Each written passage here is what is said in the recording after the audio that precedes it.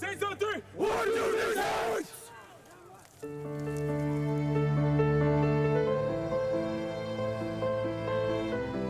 My name is Mika, and I'm from Langley Secondary School, and I'm 17 years old.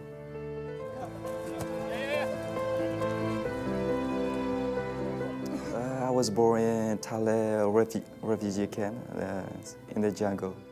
When I was 8, life back there was pretty hard.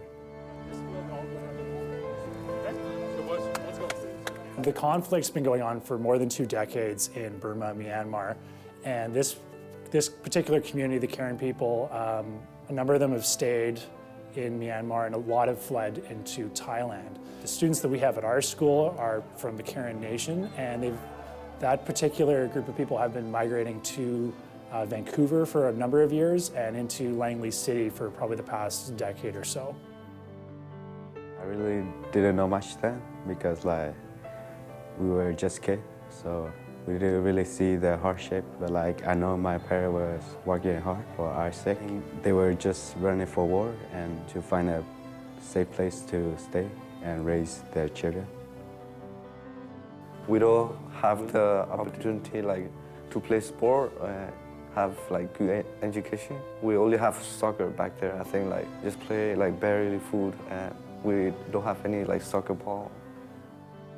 They live for soccer, and I think that rugby has actually had a greater impact on integrating them into schools because with regards to soccer, they're mostly elite soccer players and they play with the same guys, whereas with rugby, we've got everybody from every walk of life.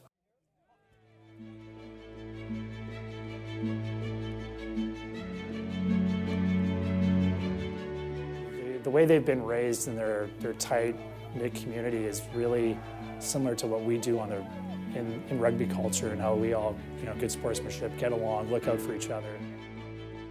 I feel like when I play, I have a lot of friends, and it's fun.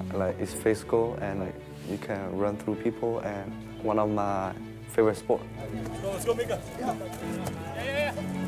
Play together, you become really close, almost like brother, because you go through hardship. What they tend to bring is intensity, total commitment to tackle situations, even though on average all of them are under 6 feet, but you wouldn't know that by the way they play. They play the game like they're massive individuals. They're pound for pound the toughest kids I've ever coached.